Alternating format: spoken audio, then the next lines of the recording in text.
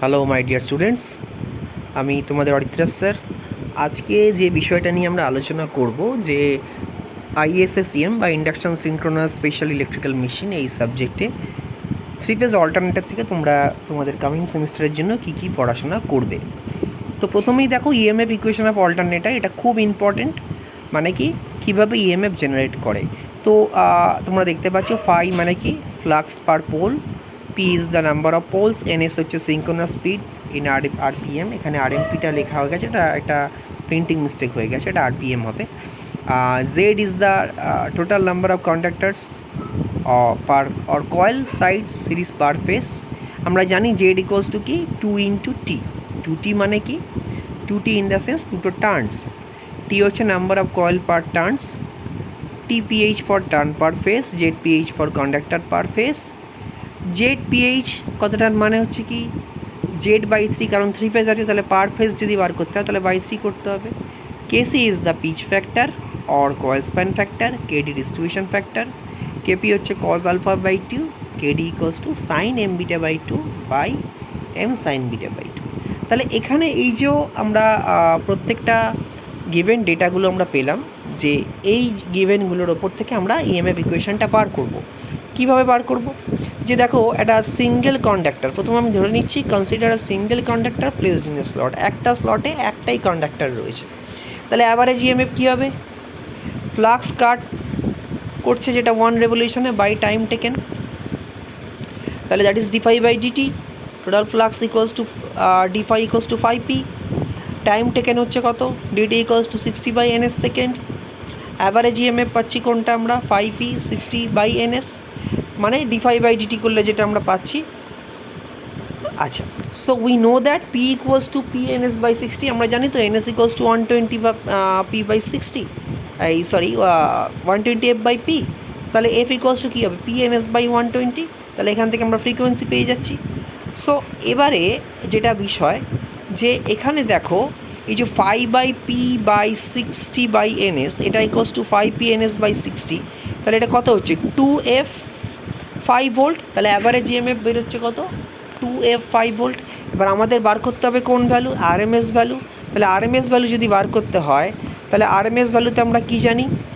আচ্ছা, এবার যদি আমরা জেডে আছে যেটা 2, জেড থেকে যদি টার্নসে আসি, তাহলে জেড ইকুয়ালস টু 2t, তাহলে এই যে 2f 5 জেড, তাহলে অ্যাভারেজ ইএমএফ যদি আমরা পার ফেস করি, যদি পার টার্নে করি, তাহলে কত হবে, 2 × f5 × 2t জেডের জায়গায়, তাহলে এটা কত হলো 4f5t।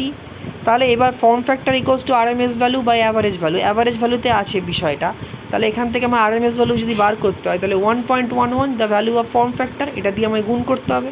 তাহলে গুণ করলে কত পাচ্ছি আমরা, 1.11 × 4f5t, that is equals to 4.44f5t।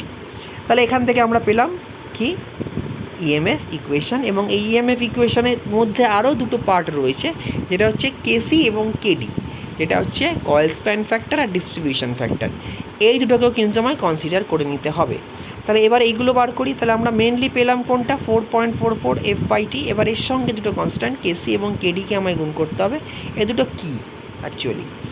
So এবার দেখো অ্যাকচুয়াল অ্যাভেলেবেল ভোল্টেজটা যেটা পেলাম আমরা পার ফেস, সেটা 44.44 f5t কেপি ইন্টু কেডি বা কেসি ইন্টু কেডি। এবার এই কেসি কেডি বা কেপি কেডিটাকে আমাকে ফাইন্ড আউট করতে হবে। এবার যেটা আসছে, যদি স্টার কানেক্টেড হয়, এটা দেখো যে ভোল্টেজটা আমরা পাচ্ছি, সবসময় মনে রাখবে আমরা পাচ্ছি কিন্তু পার ফেজ। তাহলে লাইন ভোল্টেজ কীভাবে পাবো, যদি স্টার কানেক্টেড অল্টারনেটর হয়, তাহলে √3 গুণ করে দিলে আমরা লাইন ভোল্টেজটা পাবো।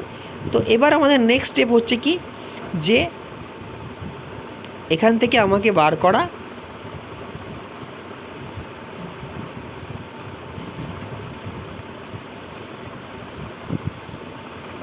আচ্ছা, এখান থেকে আমাকে কেসি কেডি বার করা। ফার্স্টে আসছি আমরা আর্মেচার ওয়াইন্ডিং। তাহলে 3 ফেজ অল্টারনেটারে 3টে সেট অফ ওয়াইন্ডিং আছে, মানে 6 টার্মিনালস আছে। এটা স্টার বা ডেল্টায় হতে পারে, ঠিক আছে।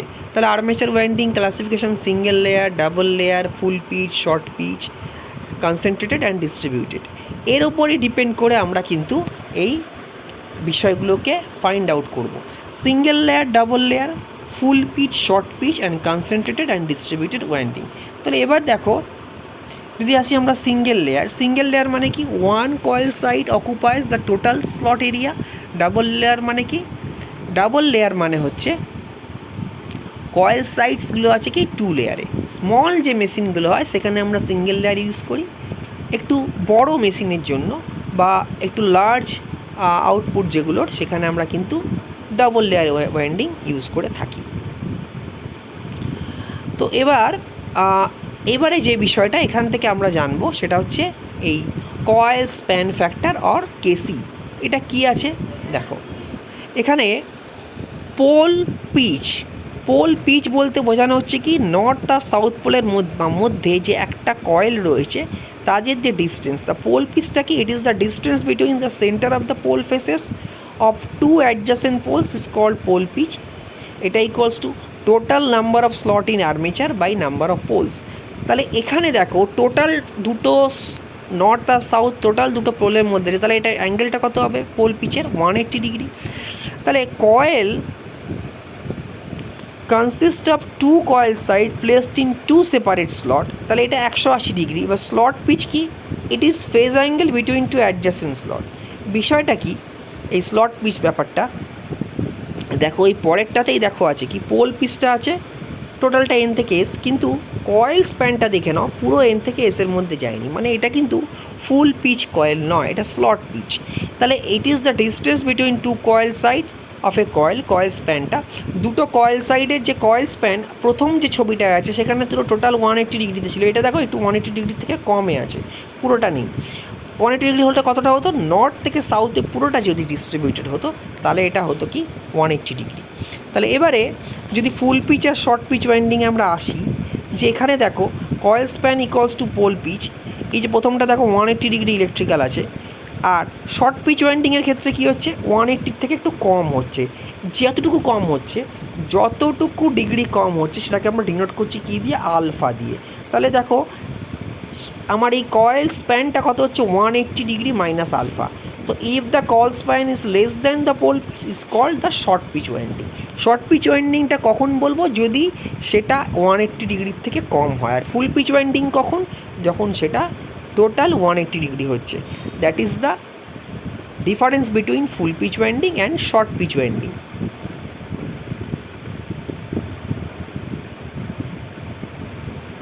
এই যে দেখো শর্ট পিচ ওয়াইন্ডিং যখন হচ্ছে তখন আর 180 ডিগ্রি থাকছে না, জিরো বা এখানে 0 ডিগ্রি ডিফারেন্স কখন হচ্ছে, দুটোই যখন 180 হচ্ছে তখন দুজনের মধ্যে যে কয়েল স্প্যান আর পোল পিচ দুটোর মধ্যে ডিফারেন্স 0 ডিগ্রি হচ্ছে। কিন্তু এই পরেরটার ক্ষেত্রে দেখো একটা আলফা ডিগ্রি ডিফারেন্স আসছে, তাই জন্য E1 ভোল্ট আর E2 ভোল্টের মধ্যে কিন্তু একটা অ্যাঙ্গেল পাচ্ছি। প্রথমটায় ছিল 180 ডিগ্রি, পরেরটা দেখো 180 থেকে কমে যাচ্ছে অ্যাঙ্গেলটা, যতটুকু অ্যাঙ্গেল কমছে সেটাকে আমরা আলফা দিয়ে ডিনোট করছি। তাহলে এটার অ্যাডভান্টেজ কি, কপার অনেকটা সেভ হবে, মেকানিক্যাল স্ট্রেংথ বাড়বে, ইনডিউসড ইএমএফ ইমপ্রুভড হবে। তাহলে স্লট অ্যাঙ্গেল কি, the angular displacement between any two adjacent poles in the electrical degree, that is 180 by number of slot per pole. তাহলে এবার আসছে কি কনসেন্ট্রেটেড অ্যান্ড ডিস্ট্রিবিউটেড ওয়াইন্ডিং। এটা বলতে আমরা কি বোঝাচ্ছি, কনসেন্ট্রেটেড অ্যান্ড ডিস্ট্রিবিউটেড ওয়াইন্ডিং বলতে, আচ্ছা ফার্স্ট আসছি দেখো আমরা, আগে আমি ছবিটা পুরোটা কমপ্লিট করে নিই।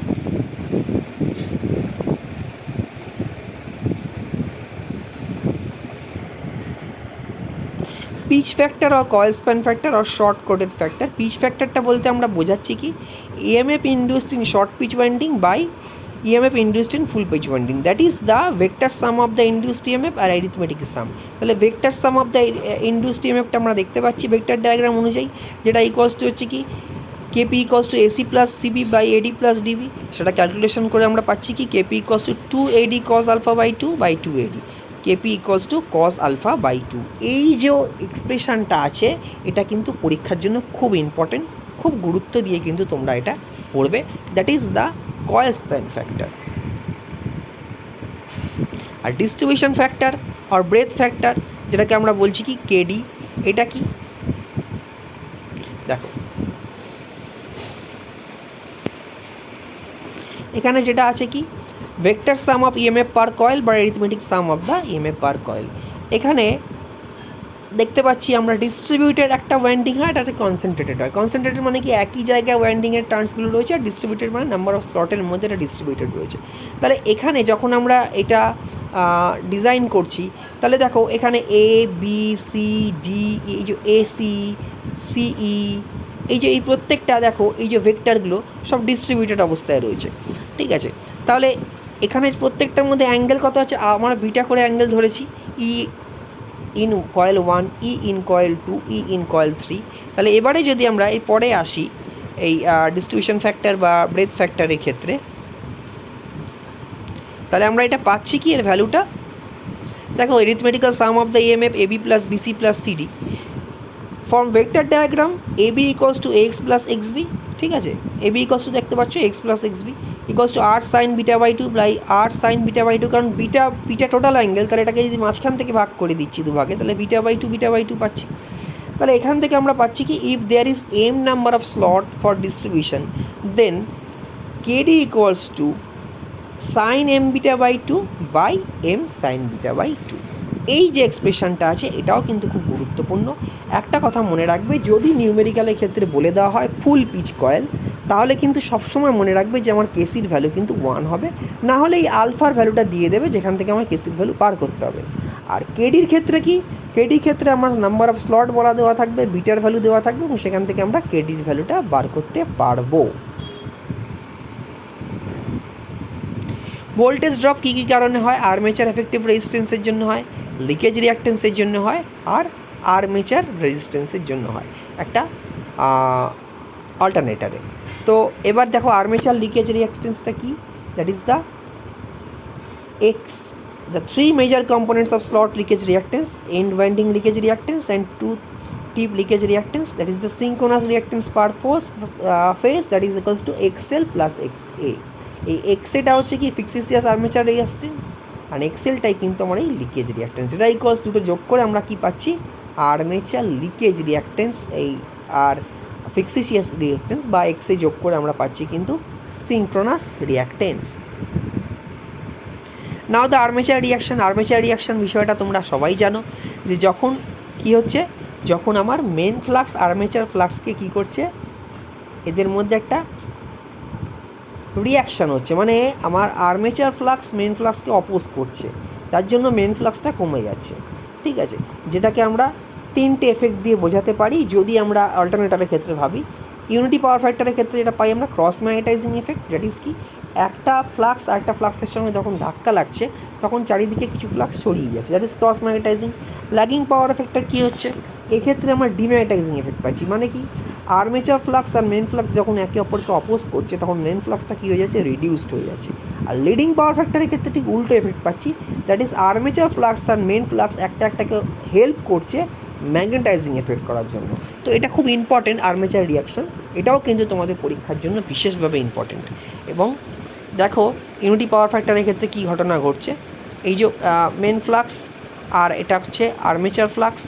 তো এবারে ইউনিটি পাওয়ার ফ্যাক্টর কথাটার মানে কি, যখন লোডটা আমার পিওরলি রেজিস্টিভ লোডের ক্ষেত্রে আমার কি হচ্ছে, পিওরলি রেজিস্টিভ লোডের ক্ষেত্রে আমরা পাচ্ছি কি ইউনিটি পাওয়ার ফ্যাক্টর, মানে পাওয়ার ফ্যাক্টর যখন আমার 1 বা cos phi equals to 0, phi equals to 0 হয়, তাহলে cos 0 ইকুয়ালস টু কত, 1। তাহলে এই ক্ষেত্রে যেটা আমরা পাচ্ছি সেটা হচ্ছে ক্রস ম্যাগনেটাইজিং এফেক্ট, একটাকে এমনভাবে মানে অপোজ করছে যাতে চারিদিকে ফ্লাক্সগুলো ছড়িয়ে যাচ্ছে।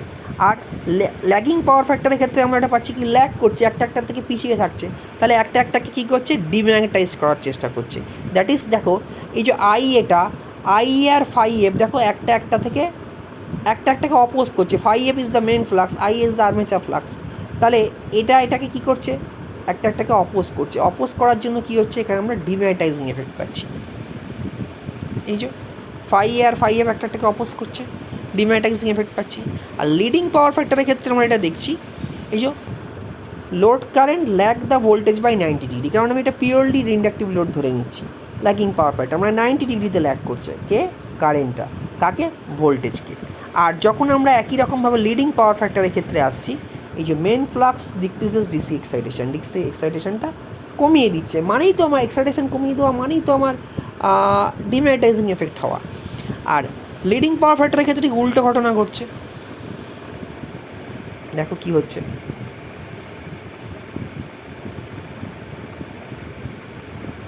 দেখো এখানে মেন ফ্লাক্স আর আর্মেচার ফ্লাক্স একই দিকে কাজ করছে, যাতে কি হচ্ছে main flux increases the excitation and lead করছে কারেন্টটা কতটা, লোড কারেন্টটা ভোল্টেজকে 90 ডিগ্রিতে লিড করছে। তাহলে এখানে যেটা হচ্ছে, এখানে কিন্তু একটা ফ্লাক্সকে হেল্প করছে ম্যাগনেটাইজিং ইফেক্টকে বাড়ানোর জন্য। নাও দ্য ভোল্টেজ রেগুলেশন মানে হচ্ছে no load voltage by full load voltage. Regulation যত বাড়বে তত আমার কি হবে, রেগুলেশন বাড়ার সঙ্গে সঙ্গে কিন্তু মাথায় রাখতে হবে যেটা খুব ইম্পর্টেন্ট, সেটা হচ্ছে রেগুলেশন বাড়া মানে আমার কি বাড়া, এফিসিয়েন্সি কমা। রেগুলেশন বাড়া মানে এফিসিয়েন্সি কমা। আমরা 3টে মেথডের মাধ্যমে মেনলি এই রেগুলেশনকে দেখতে পাই। প্রথম হচ্ছে আমার 4টে মেথড, তার মধ্যে আমাদের কাছে এই মেথডগুলোর মধ্যে ইম্পর্টেন্ট বা যেগুলো আমাদের প্রয়োজন, ডাইরেক্ট লোডিং মেথড আর হচ্ছে সিনক্রোনাস ইম্পিডেন্স মেথড। তাহলে আমরা এটা নিয়ে একটু আলোচনা করব। ডাইরেক্ট লোডিং মেথড এটা, যেখানে আমরা ডাইরেক্ট ডিসি সাপ্লাই একটা দিচ্ছি এবং 3 ফেজ লোডকে কানেক্ট করছি।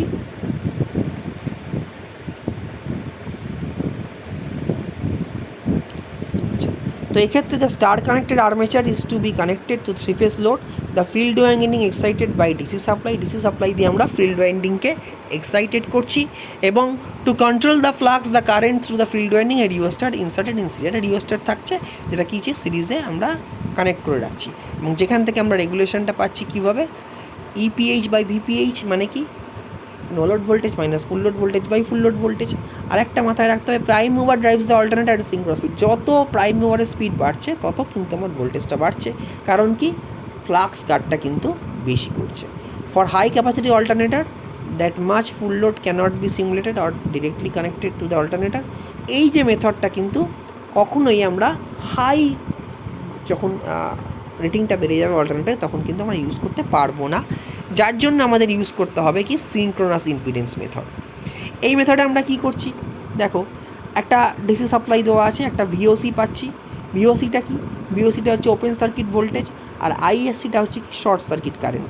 যেটা কি করা হচ্ছে, একটা টিপিএসটি সুইচ, টিপিএসটি মানে ট্রিপল পোল সিঙ্গেল থ্রো একটা সুইচ দিয়ে আমরা লোডটাকে কানেক্ট করেছি, এবং লোডটাকে আমরা শর্ট সার্কিট কন্ডিশনে রেখেছি, মানে শর্ট করে দিয়েছি। তাহলে আমরা ভিওসি বাই আইএসসি যখনই করব, তখন আমরা কি পাবো, তখন আমরা একটা ইম্পিডেন্স পাবো, that is the synchronous impedance. এই সিনক্রোনাস ইম্পিডেন্সের মাধ্যমেই আমরা কি করব, ইএমএফ মেথডের মাধ্যমে আমরা বার করব। কি বার করব, দেখো একটা open circuit characteristics, that is the field current and terminal voltage.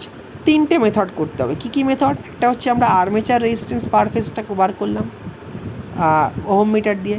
Open circuit characteristics থেকে আমরা ওপেন সার্কিট ভোল্টেজ পেলাম, যেটা ভিওসি বলছি আমরা, ঠিক আছে।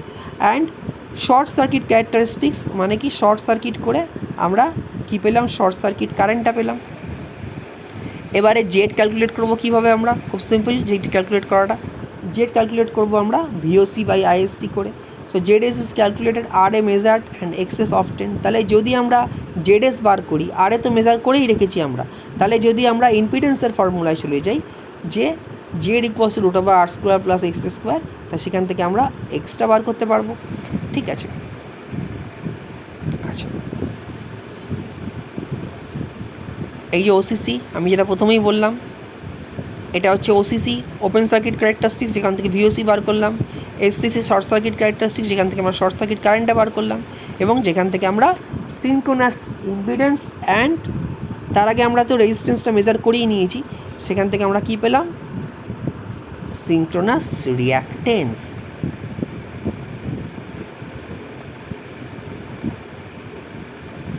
এই যে দেখো যেটা আমি বললাম, ভিওসি বাই আইএসসি করে, তারপর রেগুলেশন ক্যালকুলেশন করলাম, জেডএস বার করলাম, এক্সএস বার করলাম। তাহলে ইপিএইচ ইকোয়ালস টু কী হবে, ইপিএইচ ইকোয়ালস টু দেখো V cos phi plus IAR square. কারণটা কি, ইপিএইচ মানে কি টোটাল ভোল্টেজ, সেটা ইকোয়ালস টু কি resistive voltage plus reactive voltage. Resistive ভোল্টেজটা কি, তার কস কম্পোনেন্ট, তাহলে VPH cos pi plus IAR square, মানে কি আইআর ড্রপটা। আর রিয়াক্টিভ কম্পোনেন্টটা কি, যেটা sine component VPH sine phi. যদি লিড করে, যদি পাওয়ার ফ্যাক্টর লিডিং হয়, তাহলে কী হবে, আইএ এক্সেস এটা মানে যেটা আমার রিয়াক্টিভ ড্রপ সেটা মাইনাস হবে। যদি ল্যাগিং হয় তাহলে এটা প্লাস হবে। এটা আমাদের মাথায় রাখতে হবে। তাহলে এখান থেকে ইপিএইচ যদি বার করতে পারি, ভিপিএইচ তো আমি বার করেছি, দ্যাট ইজ দ্য ভিওসি, তাহলে আমরা সেখান থেকে রেগুলেশনটাকে ফাইন্ড আউট করতে পারবো।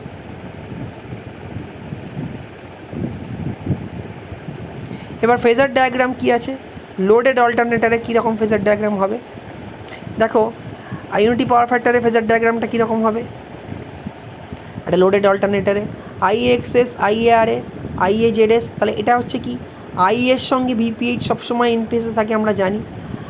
আইএ এক্সএসটা হচ্ছে আমার সাইন কম্পোনেন্ট, কারণটা কি এটা রিয়াক্টিভ ড্রপ। তাহলে এখানে আইএ জেড এসটা হচ্ছে কি আমার, that is the total voltage drop.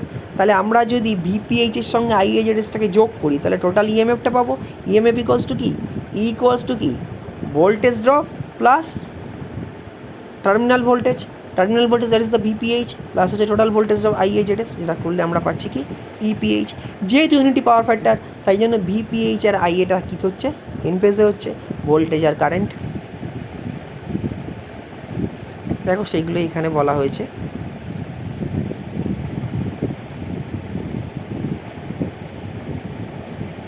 ঠিক আছে, তাহলে ইপিএইচ ইকুয়ালস টু এটা কী পাচ্ছি আমরা, simple VPH plus IA R A square plus IA into X square. ঠিক আছে, কারণ এখানে তো কস কম্পোনেন্টটা পেলাম আমরা নিচে, আর উপরে পেলাম সাইন কম্পোনেন্টটা। ঠিক আছে, এখানে তো আর আমার সাইন ফাই আসবে না, কারণ এটা একটা পিওরলি রেজিস্টিভ।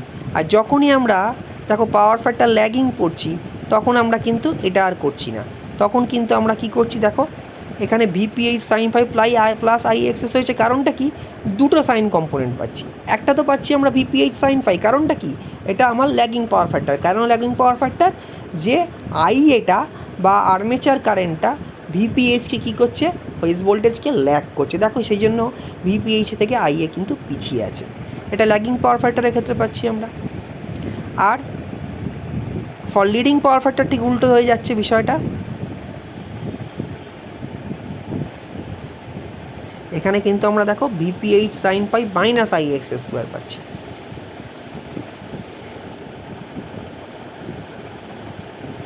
তাহলে এবারে এখানে এই যে ওসি আর এসসি টেস্টকে কেন কন্ডাক্ট করব, দেখো আমার ফিল্ড কারেন্টকে যদি পেতে হয়, ফিল্ড কারেন্ট হচ্ছে আইএফ, তাহলে আরেকটা হচ্ছে কি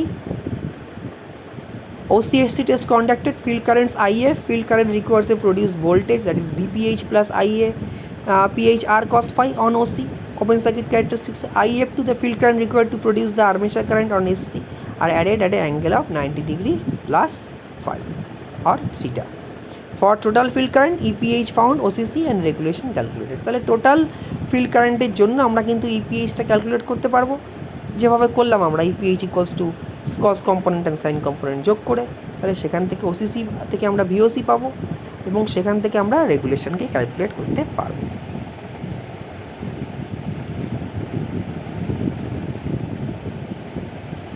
এবার আসছে কি প্যারালাল অপারেশন অফ সিঙ্ক্রোনাইজেশন।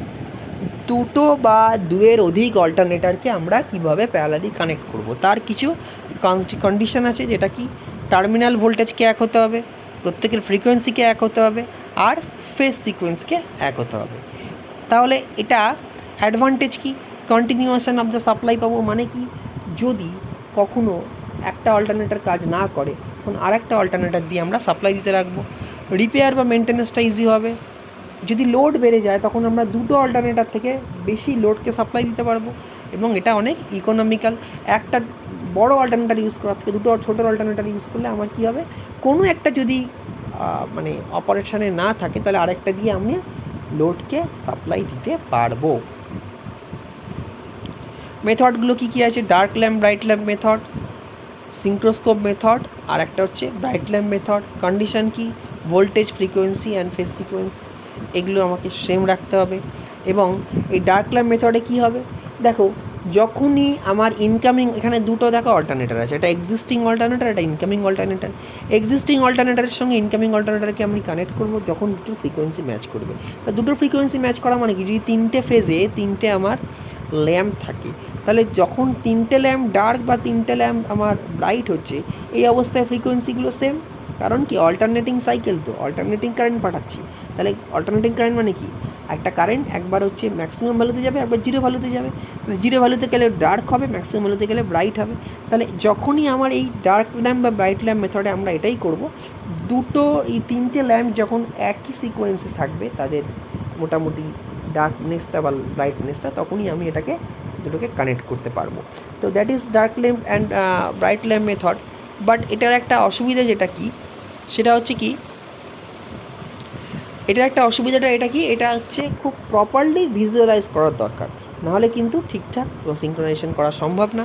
কিন্তু যেটা সবথেকে এফিশিয়েন্ট মেথড, সেটা হচ্ছে সিঙ্ক্রোস্কোপ ইউজ করা। সিঙ্ক্রোস্কোপ ইউজ করে আমরা কী করব, সিঙ্ক্রোস্কোপ দেখাবে কি, ইনকামিং অল্টারনেটার এবং এক্সিস্টিং অল্টারনেটার, যে দুটো অল্টারনেটার রয়েছে, যেটা যখন আমার ইনকামিং অল্টারনেটারের ফ্রিকোয়েন্সি কম থাকবে, ফ্রিকোয়েন্সি কার ওপর ডিপেন্ড করে, তো স্পিডের ওপর, NS = 120 f/p।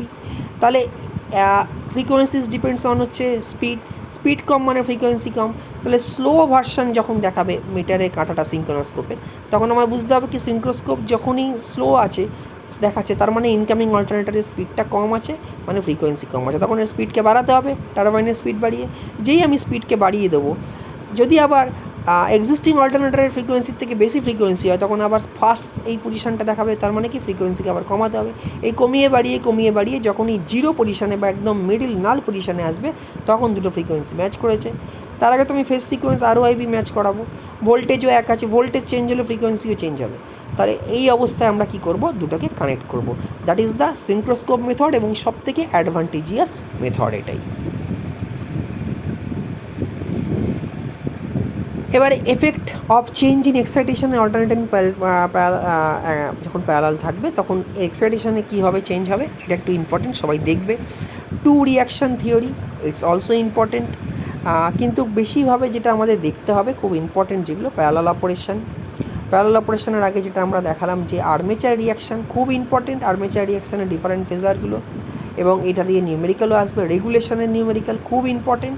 এবং শুরুতে যে আমরা EMF ইকুয়েশান করেছি, সেখান থেকে KC KD বার করা, বা KC KDর যে ফর্মুলাগুলো ছিল, ডেরিভেশন, এগুলো ইম্পর্টেন্ট। এবং অল্টারনেটারের কনস্ট্রাকশান, ওয়ার্কিং প্রিন্সিপাল, এবং অল্টারনেটারের সিঙ্ক্রোনাস ইম্পিডেন্স মেথডে যেটা আমরা রেগুলেশন বার করলাম, এর যে নিউমেরিক্যালগুলো, এগুলো কিন্তু ভীষণভাবে ইম্পর্টেন্ট। তো এইগুলোই তোমরা মোটামুটি দেখো। টু রিয়াকশান থিওরিটা জাস্ট একটু পড়ে রাখবে, এটা আসতে পারে, একটা শর্ট কোশ্চেন টাইপের আসতে পারে।